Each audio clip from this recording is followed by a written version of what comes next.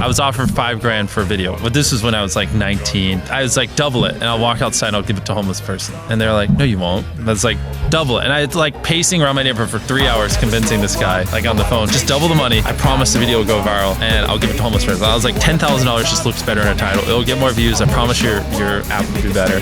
A lot of times people, oh boy, it's like they think their videos are better than they are, honestly, and tell them, Jimmy, tell them. I mean, they do that, and they have horrible friend groups, because you really are like the type of YouTubers you hang around. It's getting people with the right YouTuber friend group that aren't pussies and will actually tell them when their content's bad and like actually roast it and help them get better in a nice, positive way. Basically what I did was I somehow found these other like 4 lunatics. 3 of us were college dropouts, 1 was a high school dropout, and 1, I don't know, he just like quit his job. We were all super small YouTubers, and we basically talked every day for 1,000 days in a row and did nothing but just like hyper study, like what makes a good video, what makes a good thumbnail, what's good pacing, like how to go viral. We would just get on Skype every morning, and like some days like I'd get on Skype at 7 a.m. and I'd be in the call until like 10 p.m. and then I'd go to bed, I'd wake up, I'd do it again. We'd do things like take 1,000 thumbnails and see if like there's a correlation to the brightness of the thumbnail to how many views it got. Imagine a world where it's just you working solo and you work 12 hours a day every day for like a year, and you're just grinding, you make a mistake, you learn from it, you grind, you make a mistake, you learn from it, and you do that for like a year. And then imagine a different world where you have 4 friends who are also equally grinding in something similar. Friend number 1 makes a mistake on Friday, he teaches the other 4 people. Friend number 2 makes a mistake the next week, teaches everyone. And then like you're all learning from each other's mistakes. You're all constantly studying 24/7 and downloading each other. Like after a year, you're like 2 years ahead of the guy who was just solo. Do you frequently go that far out of your way to capture the thumbnail? Yeah, I mean, of course, everyone should. If people don't click, they don't watch. So you want to give them something to click. Something a lot of people forget is like unsuggested on phones, thumbnails are really fucking small. So like people are editing thumbnails full blown on their computer, and when you shrink it down, you can't see it. We try to all around be above the rest. Anyone can clickbait, but you actually like deliver on it. We say we put 100 million Orbeez in the backyard, we put 100 million Orbeez in the backyard. Your title and thumbnail set expectations. Like what you're saying is like, I like bananas, and what you need is bananas are the best goddamn food on the planet. Like that's the type of opinion you need. Like you need something like how to get 100 million views on YouTube, or not even that, that's not strong enough. You need something that makes people go, what the did he say in that video? What the I need to know. And at the very beginning of the video, to minimize drop-off, you want to assure them that those expectations are being met. If you're putting 1 million Orbeez in a pool, don't start the video with you shopping for, you know, your mom's birthday present. At the beginning of the video, just say, this is 100 million Orbeez. we're gonna fill this pool and this entire backyard with them. Match the expectations, and then you want to exceed them. So you want to assure people that what they clicked on is what they're getting,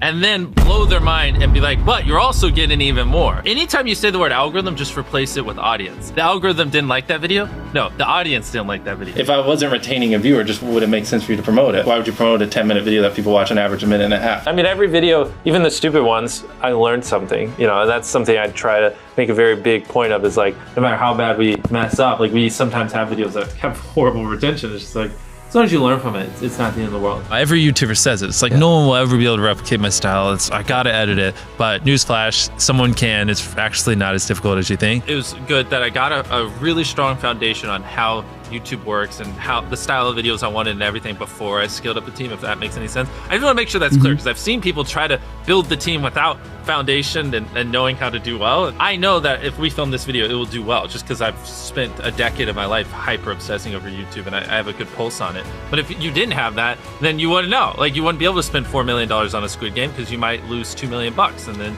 you can't pay your people. But of course, yeah, if I didn't have these people, I couldn't do half the stuff I do. For the last like 8 or 9 years, like every dollar I've made, I just spent it the next month on content. And I just did that every single month, and it just kept getting bigger and bigger, and here we are. Since I was 13, there probably hasn't been a single hour that's gone by that I've been awake where I haven't thought about YouTube. Like, I'm just focused on making the best videos possible, period. I don't care about making money. I don't care about time. I don't care about anything. I just want to make the best videos on the planet. Literally all the algorithm does is reflect what the people want to a T.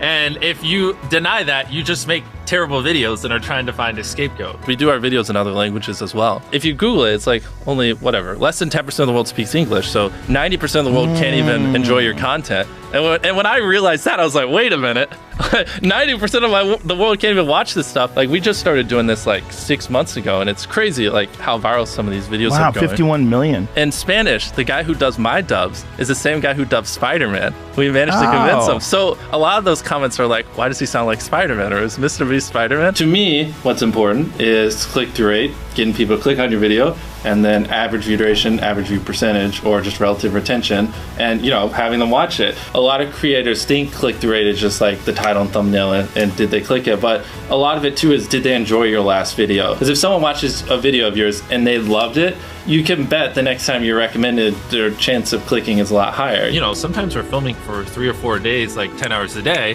30, 40 hours of filming plus months of setup, whereas most creators probably film for a couple hours and set up for a day. Outside of just filming, we brainstorm video ideas, relentlessly, hours every day. By always doing all those things, it just distinctively sets it so far apart that it's basically, in my head, it's like, why would you not watch it? Viewers aren't stupid. They can tell when you half ASS, I don't know if I'm allowed to curse, a video, or if you really put in effort. And if they can tell you're putting in a lot of effort, they're gonna be more likely to click on future videos. And that snowballs. And because once you build that trust, they get to a point where it doesn't matter what you upload. They just know it's high effort and they just know it's great. And they're just conditioned just to watch because you have a good track record. And so with filming, it's just trying to make sure we're doing everything we can, no matter how expensive it is, no matter how much time it takes, to make the best video possible. A lot of people, if they gave away 100 grand, they would make a huge deal about it. But sometimes we're just like, yeah, here's 100 grand. Thanks for watching, bye. Doing it that way makes it more fun and just more interesting. So I like to keep a little bit of it mysterious because I think that's what people enjoy. A lot of people aren't willing to put in 10 hours days because they don't like what they're doing. So it's finding what they enjoy, because it is like a long grind. You're doing the for years, not months. So if you don't enjoy it, then you're gonna burn out. I just had the blessing of finding what I loved at a young age. So because to get to this level, it takes, a decade. Most people don't find what they love till their young 20s, so they'd be where I'm at in their 30s. Yeah. I just lucked out and found it when I was really young. Living your life chasing a nicer car and a bigger and bigger box to live in is kind of a dumb way to go about life. I actually, funny enough, I lived in a super below average home, and I kind of learned why famous people don't live in below average homes, because someone broke in, stole everything I owned. So I had to get a little nicer house for security reasons. But before I was robbed, my place is a little duplex, $700 a month. You get a roommate's $360 split. People think just because you go for views means you can't have fun, but you can pull views and you can have fun, which is what we purposely try to do. If you're not doing something that's just inherently fun to you, you're just quit. Just give up. You gotta at least semi-enjoy what you're doing, or you're gonna quit long before it gets to the point where it brings in money or whatever else could be driving you. So find what you love, and then I would just hyper obsess. Make sure no one doing what you're doing is doing it better. Make sure the videos are as good as possible. You can be motivated by more than one thing. I'm motivated because I want to support my mom and my family. I'm motivated because I want to employ my friends and help them. I'm motivated because I want to help other people. I'm motivated because I want to be a YouTuber. I feel like that's another misconception. You can have lots of things that drive you. Absolutely. Yeah. Absolutely. So there's just tons of stuff that drive me. And everything drives me to wanting to be a YouTuber, so I kind of obsess over it. For the people that are willing to be coachable, I would say just education. There is a lot of misinformation out there that people live and breathe by, the weirdest stuff. I gotta upload at midnight on Wednesdays or my videos don't do well. It's just dumb stuff like that they don't realize how badly they're handicapping themselves. Some minor tips I could give is if somehow you could have a payoff at the end, then more people are gonna watch the end just to see what happened. Whichever one of these 456 people survives the longest wins 456 grand.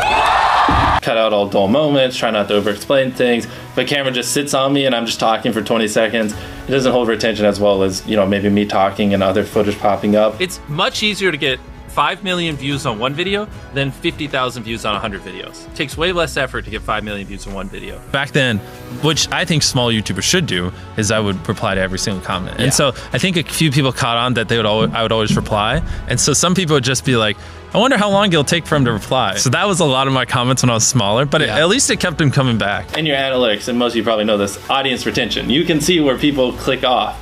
Just literally go through your last 50 videos, write down where everyone clicked off, and then just don't do those things again. But wait a minute, MrBeast. What if I don't know how to actually improve my average view duration? How do I know where to start? What if I'm just a noob? Well, in order to better retain your viewers, it's first helpful to have a really deep understanding of how they experience YouTube, to put yourself in their shoes. And in this video, I explain 5 simple steps that will help you do just that. Check it out.